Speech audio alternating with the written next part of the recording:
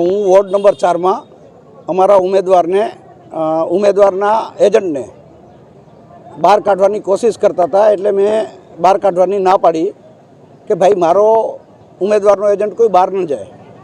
તો ધારાસભ્યના પુત્ર એમણે ડાયરેક્ટ ગાળી ગલોચ કરી, એના સાથે 20-25 ગુંડાઓને સાથે રાખી અને ધમકી આપવાની કોશિશ કરી છે.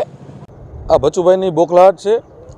એમને ખબર પડી ગઈ છે કે ਉਹ ચૂંટણી હારી રહ્યા છે, એટલે સવારથી કાંઈ ને કાંઈ એવો પ્રયાસ કર્યા છે કે કોઈ ઉશ્કેરાય અને કાંઈ એવું પગલું ભરે જેના લીધે રાપરનો માહોલ બગડે, અને એની વાતને કોઈ સિરિયસ નથી લેતું.